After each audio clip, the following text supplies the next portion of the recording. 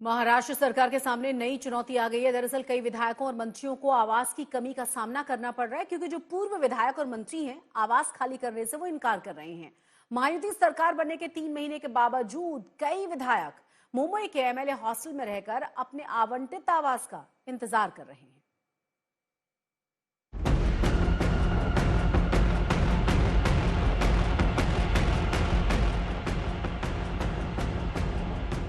महाराष्ट्र में विधायकों को आवास की कमी का सामना करना पड़ रहा है, क्योंकि पूर्व विधायक और मंत्री आवास खाली करने से इनकार कर रहे हैं। महायुति सरकार बनने के 3 महीने बाद भी कई विधायक मुंबई के एमएलए हॉस्टल में रहकर अपने आवंटित आवास का इंतजार कर रहे हैं। इससे महाराष्ट्र में एक अजीबोगरीब स्थिति बन गई, जहां नवनिर्वाचित प्रतिनिधियों को अपना घर पाने के लिए संघर्ष करना पड़ रहा है, जबकि पूर्व विधायक आवास खाली करने में आनाकानी कर रहे हैं। अब इस समस्या को सुलझाने के लिए विधानसभा सचिवालय ने पूर्व विधायकों और मंत्रियों को नोटिस जारी किया है, जिसमें उन्हें मार्च में आगामी बजट सत्र से पहले हर हालत में आवास खाली करना होगा।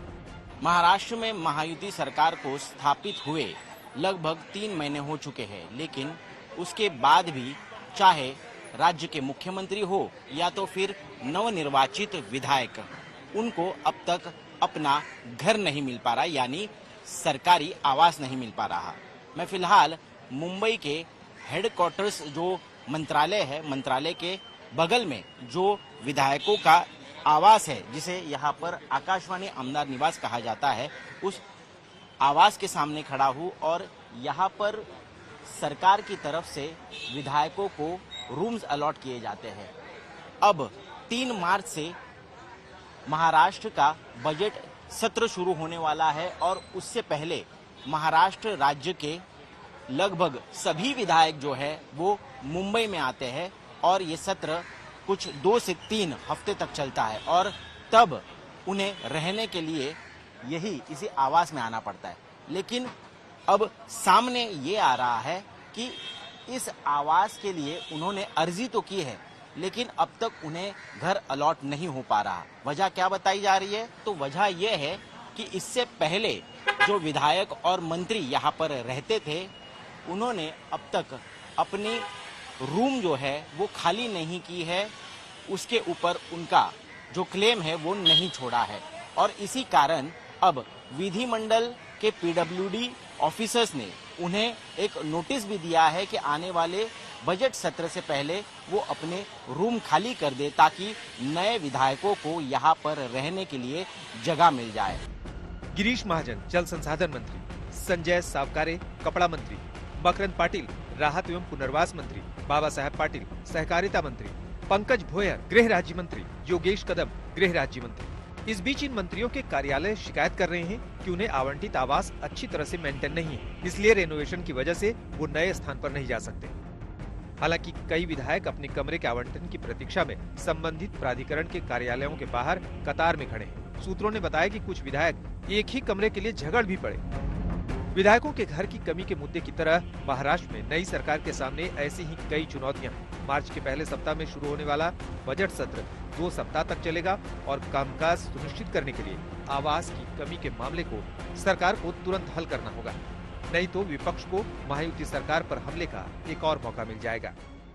बताया ये भी जा रहा है कि कई सारे मंत्री जो है उनको अपना अधिकृत बंगला मिल गया है, लेकिन बावजूद उसके अपने गांव से आने वाले कार्यकर्ता हो, पदाधिकारी हो और कई सारे जो लोग हैं उनको रहने के लिए वो यहाँ पर अपना जो रूम है वो नहीं छोड़ना चाहते और इसी कारण अब कई सारे विधायकों को दर दर भटकने की नौबत आई है।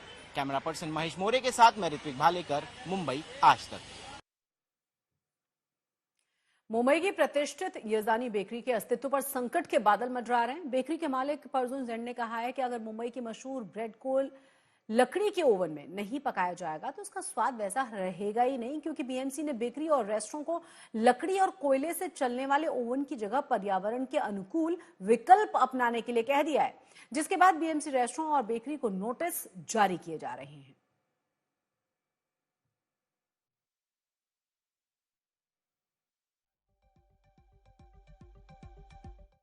इसके लिए मैंने 3 महीने पहले ही माननीय आयुक्त को लेटर लिखा था, 3 या 4 महीने पहले, जब मैं मंत्री भी नहीं था, और मैंने मांग की थी कि भाई बेकरी और वहां पर लकड़ी जलाने के कारण इमर्ज होने वाला कार्बन या धुआं या राख, ये भी प्रदूषण का एक कारण है। उस इंडस्ट्री को और कोई व्यवस्था करके देनी चाहिए तो देनी चाहिए, लेकिन जो प्रदूषण बढ़ा है ऐसी व्यवस्था अब चलेगी नहीं, ये भूमिका कमिश्नर ने लेनी चाहिए। इस वक्त मुंबई की याजदानी बेकरी में हम हैं। एक बॉम्बे हाई कोर्ट का ऑर्डर है जिसे बीएमसी इंप्लीमेंट करना चाहती है, जिसके चलते ये जो ओवन आप देख पा रहे हैं या तंदूरी आइटम्स जो मुंबई में मिलते हैं अलग अलग जगहों पर, वो बंद हो जाएंगे, क्योंकि इलेक्ट्रिक ओवन या इको फ्रेंडली जो बाकी ऑप्शंस है उसमें शिफ्ट करना है। वुडन या कोल यूज करके, लकड़ा या कोयला यूज करके ये जो ओवन चलता है ये नहीं हो पाएगा। इस वक्त परजन जैन हमारे साथ है जो याजदानी बेकरी चलाते हैं। तकरीबन आपकी फैमिली 50 सालों से ये बेकरी चला रही होगी मुंबई। सेंचुरी कम से कम। जब आपको ये ऑर्डर या नोटिस के बारे में पता चला है, क्या लगता है आप ये कर पाएंगे? कर पाएंगे, अपने को इतना ये नहीं होएगा, लेकिन it will be a huge loss of taste and character of the bread product. Huge loss, get it? You know normal brown and this में आसमान जमीन का फर्क है। आप कह सकते हैं कि बुरून ही नहीं तो बाकी भी जो पेटिस सारे नॉर्मल लादी पाव जो अपना वड़े पाव में वापरते हैं ना, वो भी टेस्टी अलग हो जाएगा। It will be a great loss. तो उनका ये कहना है कि जो लोग सही में पॉल्यूशन कर रहे हैं या जिस चीज से पॉल्यूशन ज्यादा हो रहा है उस पर भी फोकस करना चाहिए। फॉर्मर बीजेपी कॉर्पोरेटर मकरंद नार्वेकर भी हैं। एक लेटर आपने लिखा है कि ईरानी कैफेज को इस ऑर्डर में एग्जेम्पशन यानी कि हेरिटेज स्टेटस देना चाहिए। क्यों आपको लगता है ऐसा होना?